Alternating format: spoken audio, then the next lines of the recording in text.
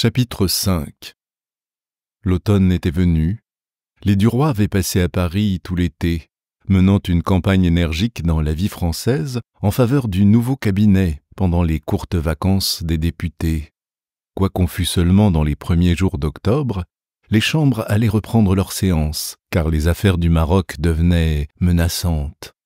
Personne, au fond, ne croyait à une expédition vers Tanger, bien que, le jour de la séparation du Parlement, un député de la droite, le comte de Lambert-Sarrazin, dans un discours plein d'esprit, applaudi même par les centres, eût offert de parier et de donner en gage sa moustache, comme avait fait jadis un célèbre vice-roi des Indes, contre les favoris du chef du Conseil, que le nouveau cabinet ne se pourrait tenir d'imiter l'ancien et d'envoyer une armée à Tanger en pendant à celle de Tunis, par amour de la symétrie, comme on met deux vases sur une cheminée. Il avait ajouté « La terre d'Afrique est en effet une cheminée pour la France, messieurs, une cheminée qui brûle notre meilleur bois, une cheminée à grand tirage qu'on allume avec le papier de la banque. Vous vous êtes offert la fantaisie artiste d'orner l'angle de gauche d'un bibelot tunisien, qui vous coûte cher. Vous verrez que M. Marot va vouloir imiter son prédécesseur et orner l'angle de droite avec un bibelot marocain. » Ce discours, demeuré célèbre, avait servi de thème à Duroy pour 10 articles sur la colonie algérienne, pour toute sa série interrompue lors de ses débuts au journal. Et il avait soutenu énergiquement l'idée d'une expédition militaire, bien qu'il fût convaincu qu'elle n'aurait pas lieu. Il avait fait vibrer la corde patriotique et bombardé l'Espagne avec tout l'arsenal d'arguments méprisants qu'on emploie contre les peuples dont les intérêts sont contraires aux vôtres. La vie française avait gagné une importance considérable à ses attaches connues avec le pouvoir. Elle donnait, avant les feuilles les plus sérieuses, les nouvelles politiques, indiquait par des nuances les intentions des ministres, ses amis, et tous les journaux de Paris et de la province cherchaient chez elle leurs informations. On la citait, on la redoutait, on commençait à la respecter. Ce n'était plus l'organe suspect d'un groupe de tripoteurs politiques, mais l'organe avoué du cabinet. Laroche-Mathieu était l'âme du journal, et Duroy son porte-voix. Le père Walter, député muet et directeur cauteleux, sachant s'effacer, s'occupait dans l'ombre, disait-on, d'une grosse affaire de mine de cuivre au Maroc. Le salon de Madeleine était devenu un centre influent où se réunissaient chaque semaine plusieurs membres du cabinet. Le président du conseil avait même dîné 2 fois chez elle. Et les femmes des hommes d'État, qui hésitaient autrefois à franchir sa porte, se vantaient à présent d'être ses amies, lui faisant plus de visites qu'elle n'en recevait d'elle. Le ministre des Affaires étrangères régnait presque en maître dans la maison. Il y venait à toute heure, apportant des dépêches, des renseignements, des informations, qu'il dictait soit au mari, soit à la femme, comme s'ils eussent été ses secrétaires. Quand Duroy, après le départ du ministre, demeurait seul en face de Madeleine, il s'emportait, avec des menaces dans la voix et des insinuations perfides dans les paroles, contre les allures de ce médiocre parvenu. Mais elle haussait les épaules avec mépris, répétant « Fais-en autant que lui, toi. Deviens ministre et tu pourras faire ta tête. Jusque-là, tais-toi. » Il frisait sa moustache en la regardant de côté. « On ne sait pas de quoi je suis capable, » disait-il. « On l'apprendra peut-être, un jour. » Elle répondait avec philosophie. « Qui vivra, verra. » Le matin de la rentrée des chambres, la jeune femme, encore au lit, faisait 1000 recommandations à son mari qui s'habillait, afin d'aller déjeuner chez M. Laroche-Mathieu et de recevoir ses instructions avant la séance pour l'article politique du lendemain dans La Vie française. Cet article devant être une sorte de déclaration officieuse des projets réels du cabinet. Madeleine disait Surtout, n'oublie pas de lui demander si le général Bel-Oncle est envoyé à Oran, comme il en était question. Cela aurait une grande signification. » Georges, nerveux, répondit « Mais je sais aussi bien que toi ce que j'ai à faire. Fiche-moi la paix avec tes rabâchages. » Elle reprit tranquillement « Mon cher, tu oublies toujours la moitié des commissions dont je te charge pour le ministre. » Il grogna « Elle m'embête, ton ministre, à la fin. C'est un serein. » Elle dit avec calme « Ce n'est pas plus mon ministre que le tien. Il t'est plus utile qu'à moi. » Il s'était tourné un peu vers elle, en ricanant « Pardon, il ne me fait pas la cour, à moi. » Elle déclara lentement « À moi non plus, d'ailleurs, mais il fait notre fortune. » Il se tut, puis, après quelques instants, « Si j'avais à choisir parmi tes adorateurs, j'aimerais encore mieux cette vieille ganache de Vaudrec. Qu'est-ce qu'il devient, celui-là? Je ne l'ai pas vu depuis 8 jours. » Elle répliqua, sans s'émouvoir, « Il est souffrant. Il m'a écrit qu'il gardait même le lit, avec une attaque de goutte. Tu devrais passer prendre de ses nouvelles. Tu sais qu'il t'aime beaucoup, et cela lui ferait plaisir. » Georges répondit, « Oui, certainement. J'irai tantôt. » Il avait achevé sa toilette, et, son chapeau sur la tête, il cherchait s'il n'avait rien négligé. N'ayant rien trouvé, il s'approcha du lit, embrassa sa femme sur le front. « À tantôt, ma chérie. Je ne serai pas rentré avant 7 heures, au plus tôt. » Et il sortit. Monsieur Laroche-Mathieu l'attendait, car il déjeunait à 10 heures ce jour-là, le conseil devant se réunir à midi avant la réouverture du Parlement. Dès qu'ils furent à table, seul avec le secrétaire particulier du ministre, Monsieur Laroche-Mathieu n'ayant pas voulu changer l'heure de son repas, Duroy parla de son article. Il en indiqua la ligne, consultant ses notes griffonnées sur des cartes de visite. Puis, quand il eut fini, « Voyez-vous quelque chose à modifier, mon cher ministre ?»« Fort peu, mon cher ami. Vous êtes peut-être un peu trop affirmatif dans l'affaire du Maroc. Parlez de l'expédition comme si elle devait avoir lieu, mais en laissant bien entendre qu'elle n'aura pas lieu et que vous n'y croyez pas le moins du monde. Faites que le public lise bien entre les lignes que nous n'irons pas nous fourrer dans cette aventure. » « Parfaitement, j'ai compris, et je me ferai bien comprendre. Ma femme m'a chargé de vous demander à ce sujet si le général Bel-Oncle serait envoyé à Oran. Après ce que vous venez de dire, je conclus que non. » L'homme d'État répondit « Non. » Puis on causa de la session qui s'ouvrait.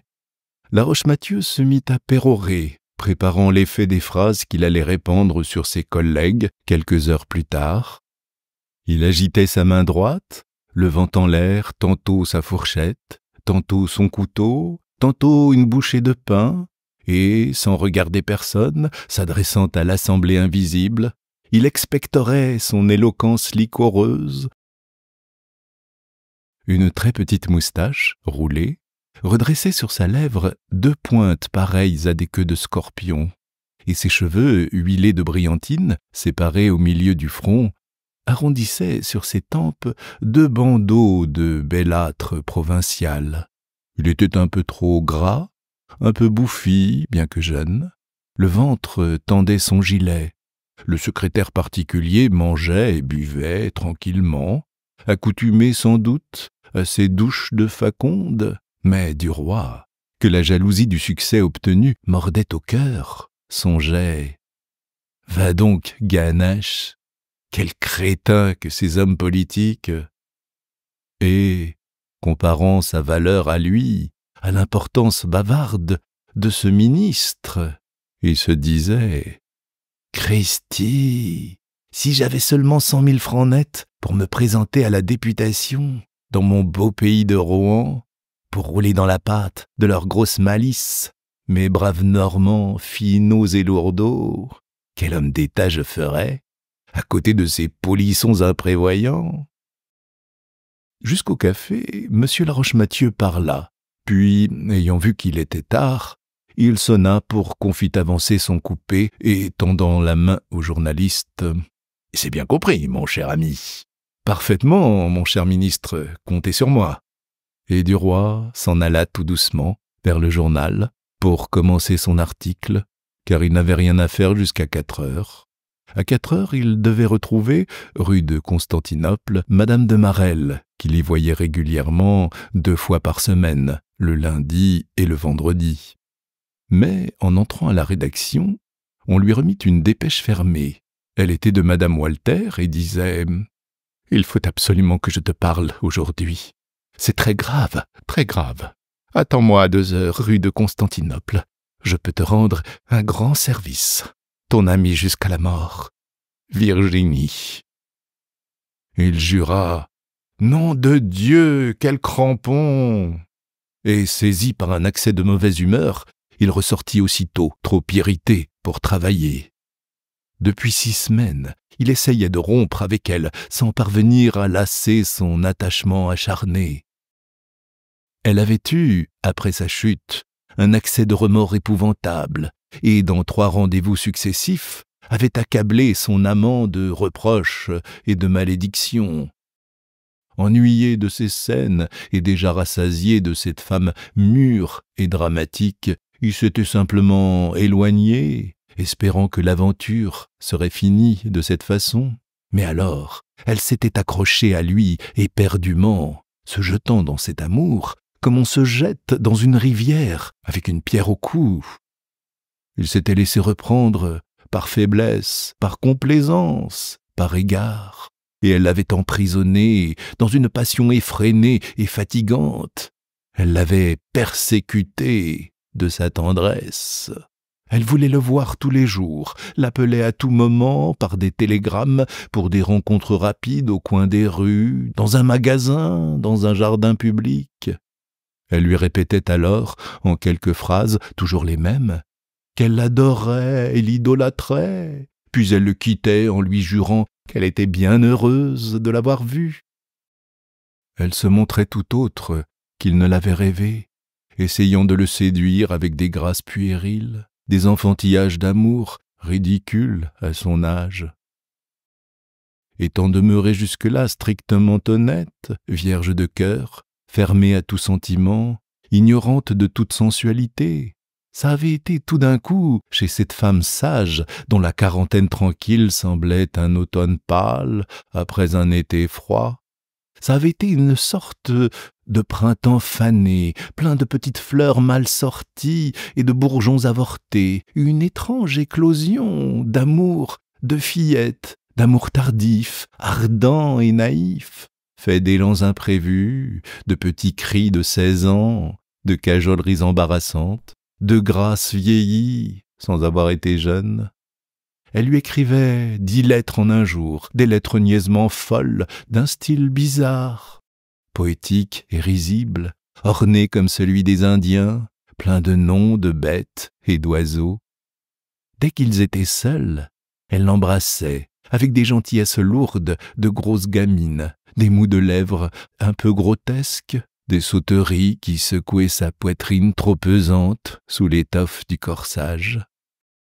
Il était surtout écœuré de l'entendre dire « mon rat, mon chien, mon chat, mon bijou, mon oiseau bleu, mon trésor », et de la voir s'offrir à lui chaque fois avec une petite comédie de pudeur enfantine, de petits mouvements de crainte qu'elle jugeait gentils, et de petits jeux de pensionnaire dépravé. Elle demandait « À qui cette bouche-là ?» Et quand il ne répondait pas tout de suite, « C'est à moi ?» Elle insistait jusqu'à le faire pâlir d'énervement. Elle aurait dû sentir, lui semblait-il, qu'il faut en amour un tact, une adresse, une prudence et une justesse extrême, que, s'étant donnée à lui, elle, mûre, mère de famille, femme du monde, elle devait se livrer gravement, avec une sorte d'emportement contenu, sévère, avec des larmes peut-être, mais avec les larmes de Didon, non plus avec celles de Juliette. elle lui répétait sans cesse « Comme je t'aime, mon petit! M'aimes-tu autant dit, mon bébé ?» Il ne pouvait plus l'entendre prononcer « Mon petit » ni « Mon bébé » sans avoir envie de l'appeler « ma vieille ». Elle lui disait « Quelle folie j'ai faite de te céder, mais je ne le regrette pas. C'est si bon d'aimer. » Tout cela semblait à Georges irritant dans cette bouche. Elle murmurait « C'est si bon d'aimer », comme l'aurait fait une ingénue au théâtre. Et puis, elle l'exaspérait par la maladresse de sa caresse. Devenue soudain sensuelle sous le baiser de ce beau garçon qui avait si fort allumé son sang, elle apportait dans son étreinte une ardeur inhabile et une application sérieuse qui donnait à rire à Duroy et le faisait songer au vieillard qui essaye d'apprendre à lire. Et quand elle aurait dû le meurtrir dans ses bras, en le regardant ardemment de cet œil profond et terrible, qu'ont certaines femmes défraîchies, superbes en leur dernier amour, quand elle aurait dû le mordre de sa bouche muette et frissonnante, en l'écrasant sous sa chair épaisse et chaude, fatiguée mais insatiable, elle se trémoussait comme une gamine et zézayait pour être gracieuse. « T'aimes tant, mon petit, t'aimes tant. Fais un beau amour à ta petite femme. » Il avait alors une envie folle de jurer, de prendre son chapeau et de partir en tapant la porte. Il s'était vu souvent, dans les premiers temps, rue de Constantinople, mais Duroy, qui redoutait une rencontre avec Madame de Marelle, trouvait 1000 prétextes maintenant pour se refuser à ces rendez-vous. Il avait dû alors venir presque tous les jours chez elle, tantôt déjeuner, tantôt dîner. Elle lui serrait la main sous la table, lui tendait sa bouche derrière les portes. Mais lui s'amusait surtout à jouer avec Suzanne, qui l'égayait par ses drôleries. Dans son corps de poupée s'agitait un esprit agile et malin, imprévu et sournois, qui faisait toujours la parade comme une marionnette de foire. Elle se moquait de tout et de tout le monde, avec un à-propos mordant. Georges excitait sa verve, la poussait à l'ironie, et ils s'entendaient à merveille. Elle appelait à tout instant « Écoutez, belle amie, venez ici, belle amie !» Il quittait aussitôt la maman pour courir à la fillette, qui lui murmurait quelques méchancetés dans l'oreille, et ils riaient de tout leur cœur. Cependant, dégoûté de l'amour de la mère, il en arrivait à une insurmontable répugnance. Il ne pouvait plus la voir, ni l'entendre, ni penser à elle sans colère. Il cessa donc d'aller chez elle, de répondre à ses lettres et de céder à ses appels. Elle comprit enfin qu'il ne l'aimait plus et souffrit horriblement, mais elle s'acharna, elle l'épia, le suivit, l'attendit dans un fiacre au store baissé, à la porte du journal, à la porte de sa maison, dans les rues où elle espérait qu'il passerait. Il avait envie de la maltraiter, de l'injurier, de la frapper, de lui dire nettement « Zut, j'en ai assez, vous m'embêtez !» Mais il gardait toujours quelques ménagements à cause de la vie française.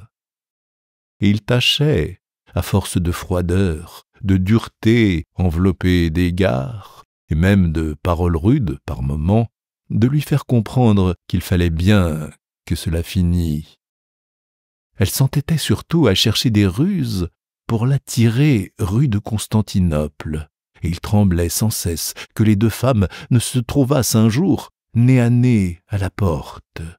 Son affection pour Madame de Marelle, au contraire, avait grandi pendant l'été. Il l'appelait son gamin, et décidément, elle lui plaisait. Leurs deux natures avaient des crochets pareils. Ils étaient bien, l'un et l'autre, de la race aventureuse, des vagabonds de la vie, de ces vagabonds mondains qui ressemblent fort, sans s'en douter, aux bohèmes des grandes routes. Ils avaient eu un été d'amour charmant.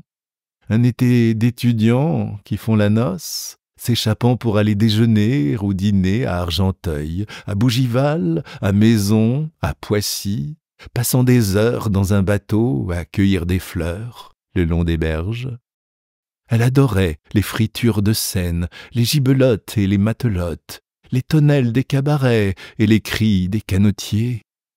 Il aimait partir avec elle, par un jour clair, sur l'impériale d'un train de banlieue, et traverser, en disant des bêtises gaies, la vilaine campagne de Paris, où bourgeonnent d'affreux chalets bourgeois.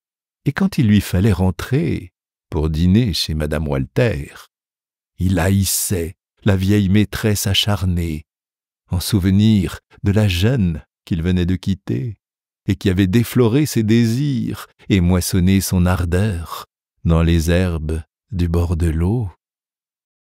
Il se croyait enfin à peu près délivré de la patronne, à qui il avait exprimé d'une façon claire, presque brutale, sa résolution de rompre, quand il reçut au journal le télégramme l'appelant à 2 heures rue de Constantinople. Il le relisait en marchant.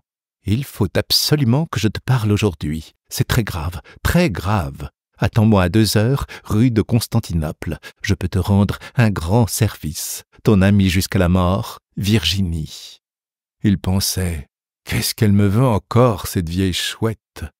Je parie qu'elle n'a rien à me dire. Elle va me répéter qu'elle m'adore. » Pourtant, il faut voir. Elle parle d'une chose très grave et d'un grand service. C'est peut-être vrai. Et Clotilde qui vient à 4 heures. Il faut que j'expédie la première à 3 heures au plus tard. Sacristi, pourvu qu'elles ne se rencontrent pas. Quelle rosse que les femmes. Et il songea qu'en effet, la sienne était la seule qui ne le tourmentait jamais. Elle vivait de son côté, et elle avait l'air de l'aimer beaucoup, aux heures destinées à l'amour, car elle n'admettait pas qu'on dérangeât l'ordre immuable des occupations ordinaires de la vie. Il allait à pas lents vers son logis de rendez-vous, s'excitant mentalement contre la patronne. « Ah, je vais la recevoir d'une jolie façon, si elle n'a rien à me dire. Le français de Cambronne sera académique auprès du mien. Je lui déclare que je ne fiche plus les pieds chez elle d'abord. » Et il entra pour attendre Madame Walter. Elle arriva presque aussitôt, et dès qu'elle l'eut aperçu, « Ah, tu as reçu ma dépêche! Quelle chance !» Il avait pris un visage méchant. « Parbleu, je l'ai trouvé au journal, au moment où je partais pour la chambre. Qu'est-ce que tu me veux encore ?» Elle avait relevé sa voilette pour l'embrasser, et elle s'approchait avec un air craintif et soumis de chienne souvent battue. « Comme tu es cruel pour moi, comme tu me parles durement. Qu'est-ce que je t'ai fait? Tu ne te figures pas comme je souffre par toi ?»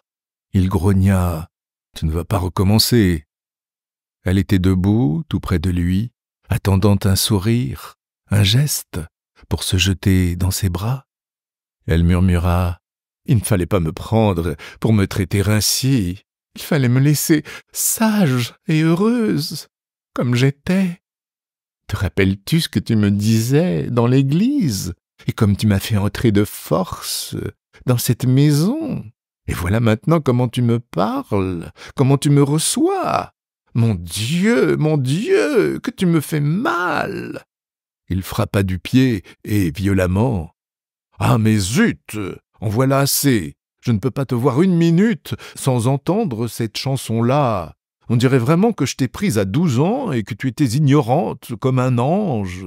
Non, ma chère, rétablissons les faits. Il n'y a pas eu détournement de mineur. Tu t'es donné à moi en plein âge de raison. Je t'en remercie, je t'en suis infiniment reconnaissant, mais je ne suis pas tenu d'être attaché à ta jupe jusqu'à la mort. Tu as un mari et j'ai une femme. Nous ne sommes libres ni l'un ni l'autre, nous nous sommes offerts un caprice, ni vu ni connu, c'est fini. » Elle dit « Oh, que tu es brutal, que tu es grossier, que tu es infâme. Non, je n'étais plus une jeune fille, mais je n'avais jamais aimé, jamais failli. » Il lui coupa la parole. « Tu me l'as déjà répété 20 fois, je le sais, mais tu avais eu 2 enfants, je ne t'ai donc pas défloré. » Elle recula. « Oh, Georges, c'est indigne !»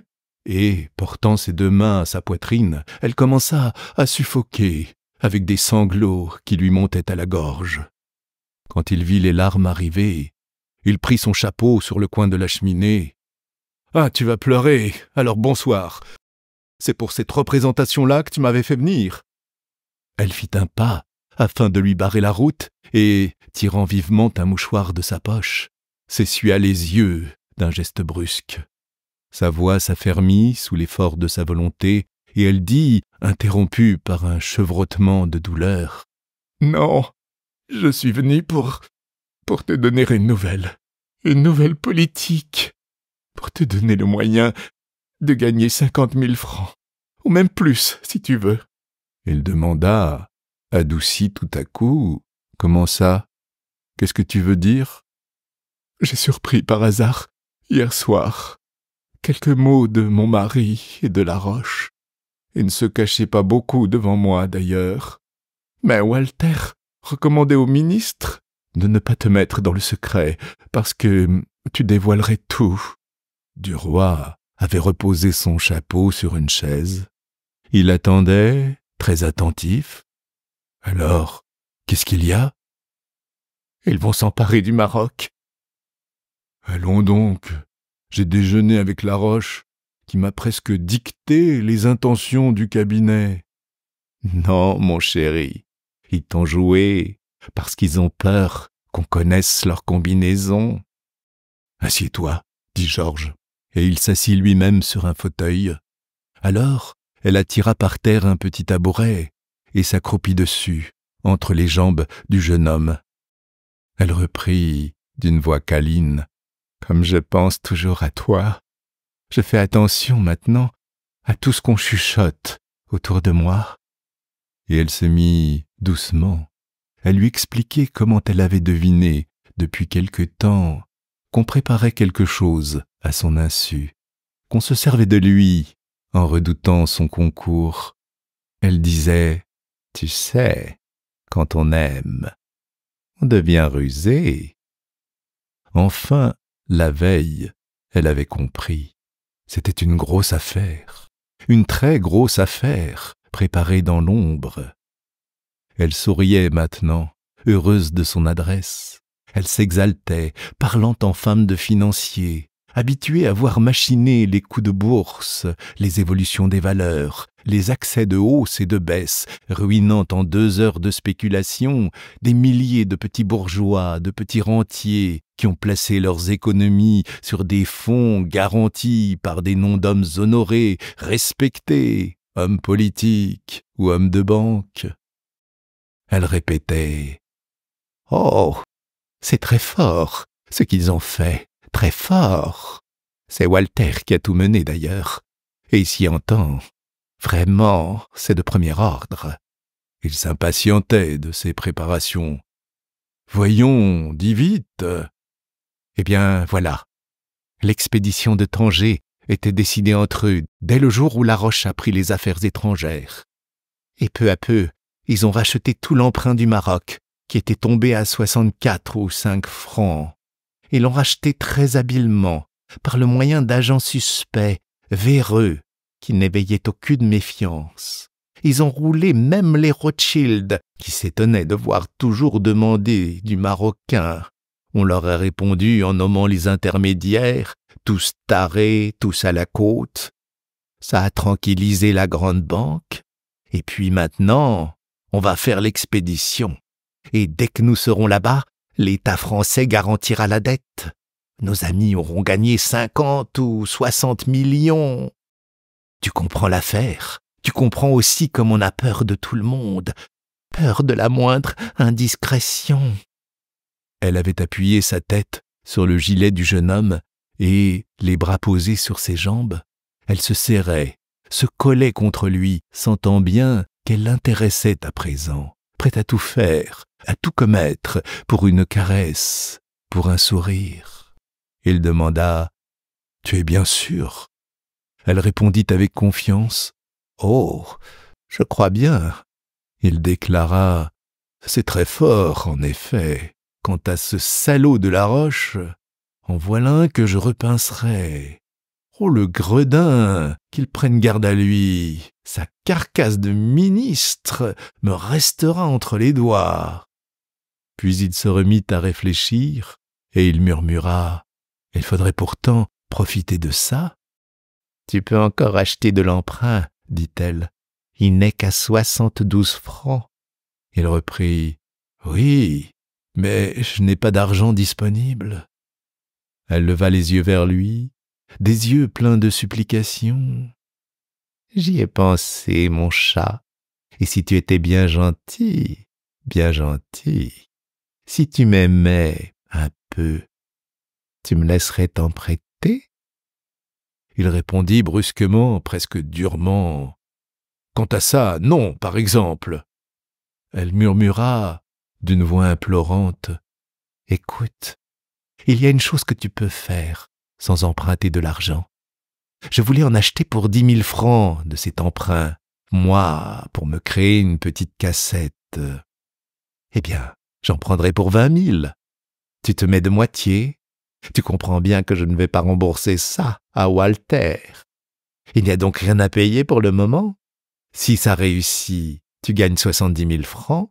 Si ça ne réussit pas, tu me devras 10 000 francs que tu me payeras à ton gré. » Il dit encore: « Non, je n'aime guère ces combinaisons-là. » Alors, elle raisonna pour le décider. Elle lui prouva qu'il engageait en réalité 10 000 francs sur parole, qu'il courait des risques, par conséquent qu'elle ne lui avançait rien puisque les déboursés étaient faits par la banque Walter.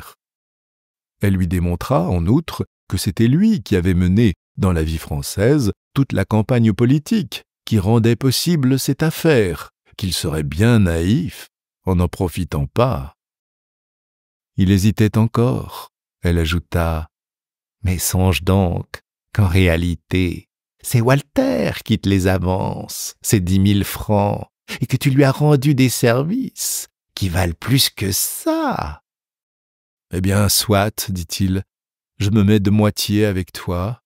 Si nous perdons, je te rembourserai 10 000 francs. » Elle fut si contente qu'elle se releva, saisit à deux mains sa tête et se mit à l'embrasser avidement. Il ne se défendit point d'abord, puis, comme elle s'enhardissait, l'étreignant et le dévorant de caresses, il songea que l'autre allait venir tout à l'heure, et que s'il faiblissait, il perdrait du temps et laisserait au bras de la vieille une ardeur qu'il valait mieux garder pour la jeune. Alors il la repoussa doucement. « Voyons, sois sage, dit-il. » Elle le regarda avec des yeux désolés. « Oh, Georges, je ne peux même plus t'embrasser. » Il répondit: « Non, pas aujourd'hui. J'ai un peu de migraine et cela me fait mal. » Alors elle se rassit, docile, entre ses jambes. Elle demanda: « Veux-tu venir dîner demain à la maison? Quel plaisir tu me ferais. » Il hésita, puis n'osa point refuser. « Mais oui, certainement. »« Merci, mon chéri. » Elle frottait lentement sa joue sur la poitrine du jeune homme, d'un mouvement câlin et régulier, et un de ses longs cheveux noirs se prit dans le gilet. Elle s'en aperçut, et une idée folle lui traversa l'esprit, une de ces idées superstitieuses qui sont souvent toute la raison des femmes. Elle se mit à enrouler, tout doucement, ce cheveu autour du bouton. Puis elle en attacha un autre au bouton suivant, un autre encore à celui du dessus. À chaque bouton, elle en nouait un. Il allait les arracher tout à l'heure, en se levant. Il lui ferait mal. Quel bonheur! Et il emporterait quelque chose d'elle, sans le savoir. Il emporterait une petite mèche de sa chevelure dont il n'avait jamais demandé. C'était un lien par lequel elle l'attachait, un lien secret, invisible, un talisman qu'elle laissait sur lui.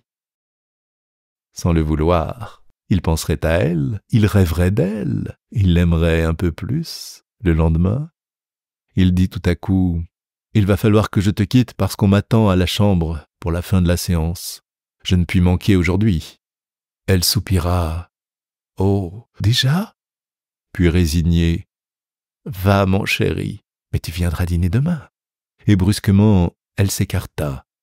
Ce fut sur sa tête une douleur courte et vive, comme si on lui eût piqué la peau avec des aiguilles. Son cœur battait.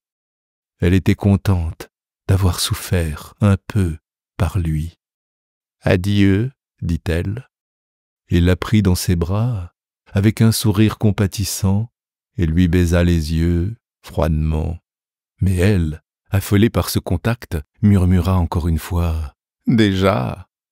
Et son regard suppliant montrait la chambre dont la porte était ouverte. Il l'éloigna de lui et, d'un ton pressé, « Il faut que je me sauve, je vais arriver en retard. » Alors, elle lui tendit ses lèvres, qu'il effleura à peine, et, lui ayant donné son ombrelle qu'elle oubliait, il reprit « Allons, allons, dépêchons-nous, il est plus de 3 heures. » Elle sortit devant lui, elle répétait « Demain, 7 heures ?» Il répondit « Demain, 7 heures. » Ils se séparèrent. Elle tourna à droite et lui à gauche.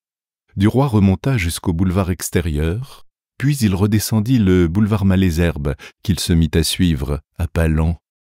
En passant devant un pâtissier, il aperçut des marrons glacés dans une coupe de cristal, et il pensa « Je vais en rapporter une livre pour Clotilde. » Il acheta un sac de ces fruits sucrés qu'elle aimait à la folie. À 4 heures, il était rentré pour attendre sa jeune maîtresse. Elle vint un peu en retard parce que son mari était arrivé pour 8 jours. Elle demanda « Peux-tu venir dîner demain?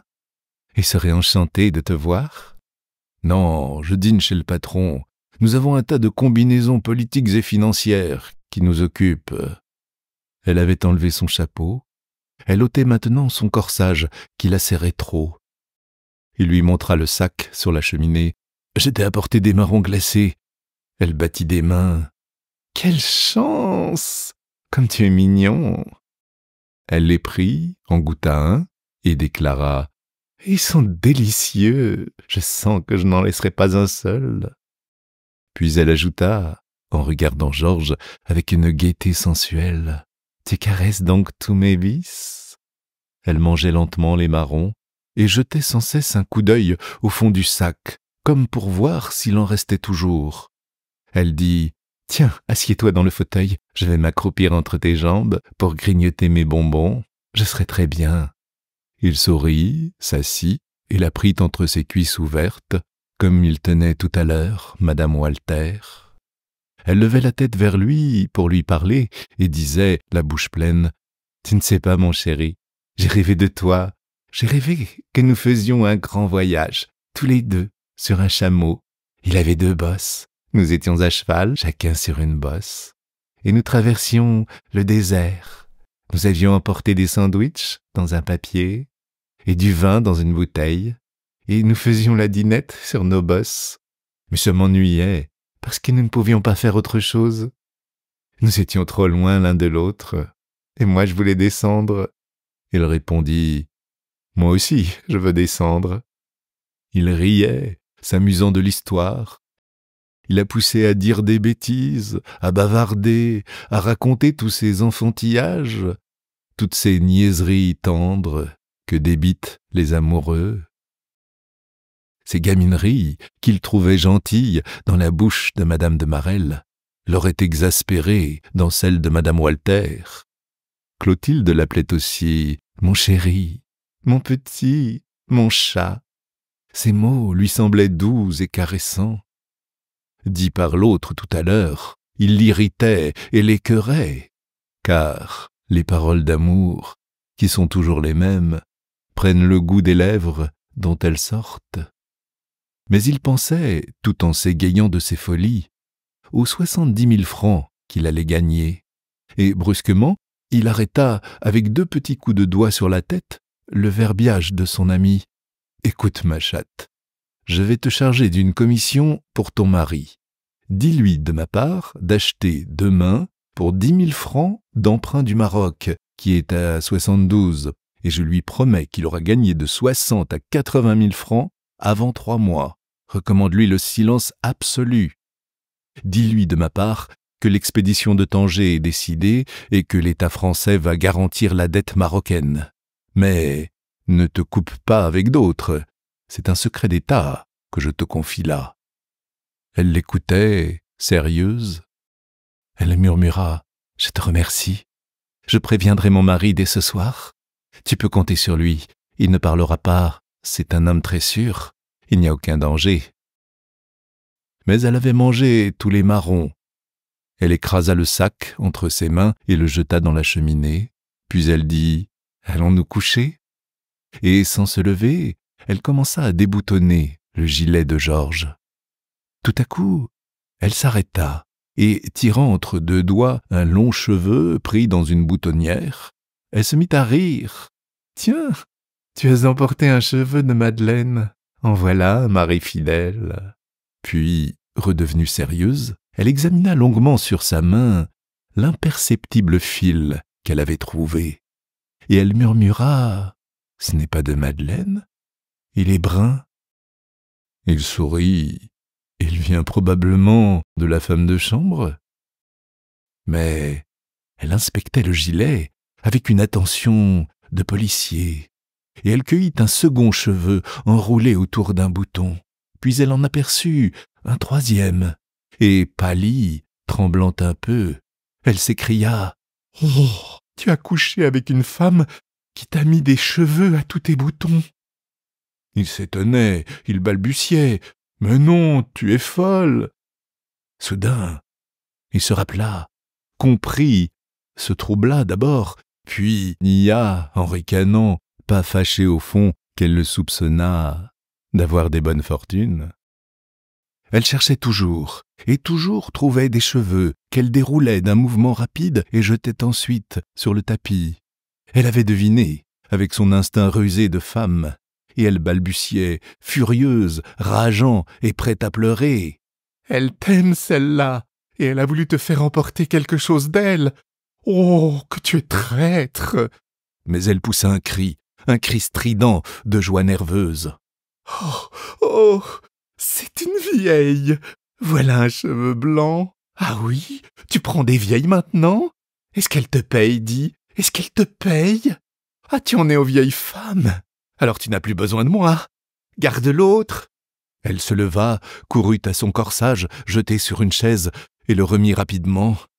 Il voulait la retenir, honteux et balbutiant. « Mais non, Claude, tu es stupide, je ne sais pas ce que c'est. Écoute, reste, voyons, reste. » Elle répétait « Garde ta vieille femme, garde-la. Fais-toi faire une bague avec ses cheveux blancs. Tu en as assez pour ça ?» Avec des gestes brusques et prompts, elle s'était habillée, recoiffée et voilée. Et comme il voulait la saisir, elle lui lança à toute volée un soufflet par la figure. Pendant qu'il demeurait étourdi, elle ouvrit la porte et s'enfuit. Dès qu'il fut seul, une rage furieuse le saisit contre cette vieille rosse de mère Walter.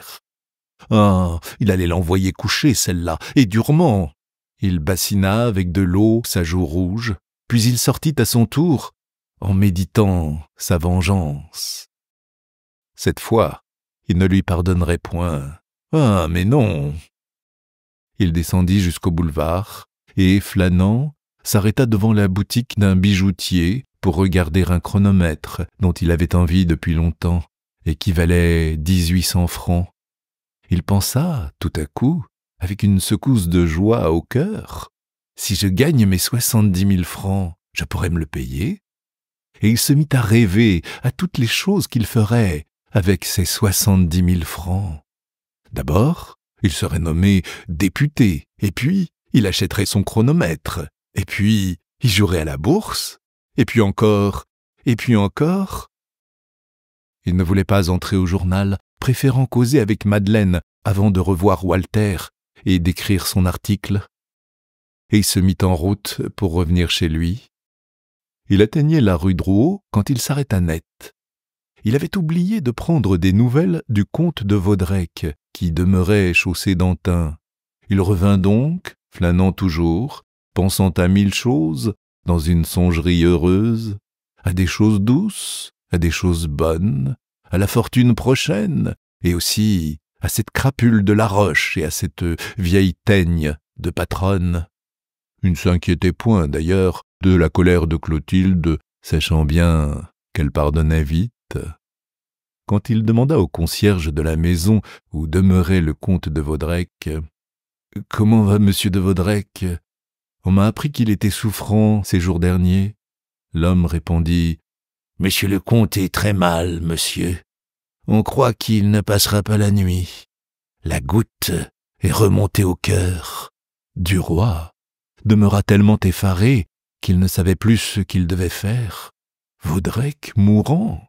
Des idées confuses passaient en lui, nombreuses, troublantes, qu'il n'osait point s'avouer à lui-même. Il balbutia « Merci, je reviendrai », sans comprendre ce qu'il disait. Puis il sauta dans un fiacre et se fit conduire chez lui. Sa femme était rentrée. Il pénétra dans sa chambre, essoufflé, et lui annonça tout de suite « Tu ne sais pas, Vaudrec est mourant !» Elle était assise et lisait une lettre. Elle leva les yeux et, 3 fois de suite, répéta « Hein ? Tu dis ?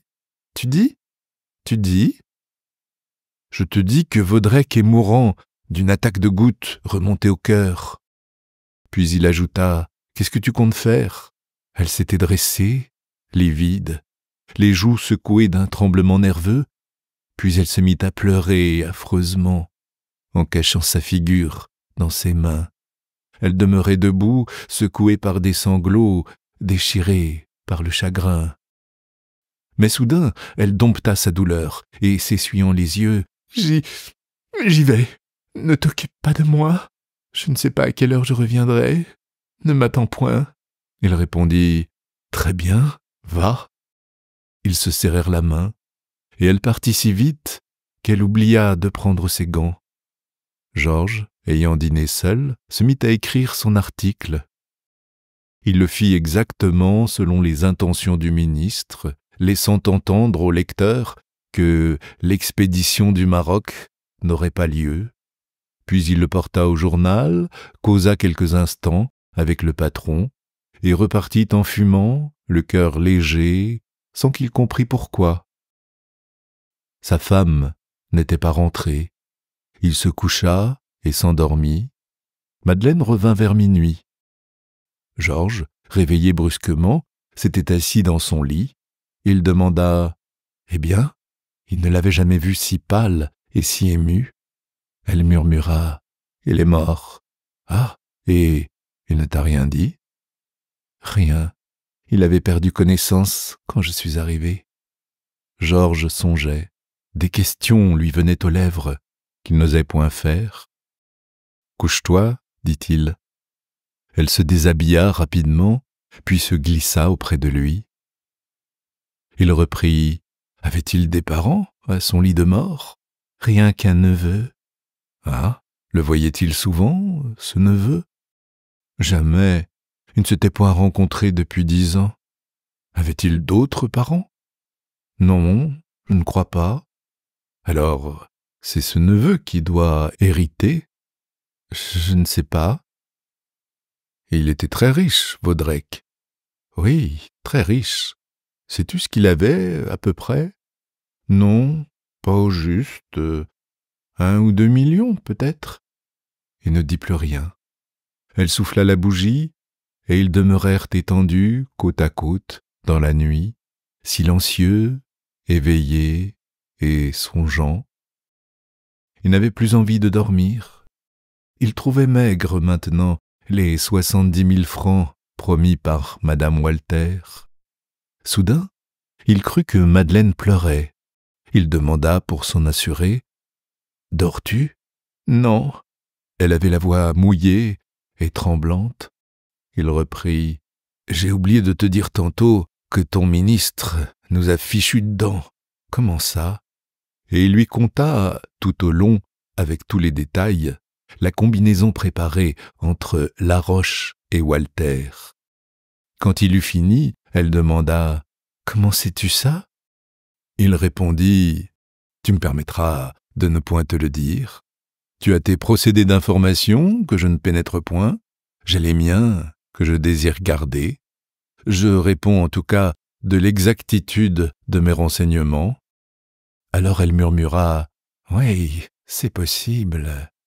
Je me doutais qu'il faisait quelque chose sans nous. » Mais Georges, que le sommeil ne gagnait pas, s'était rapproché de sa femme et, doucement, il lui baisa l'oreille. Elle le repoussa avec vivacité. « Je t'en prie, laisse-moi tranquille, n'est-ce pas?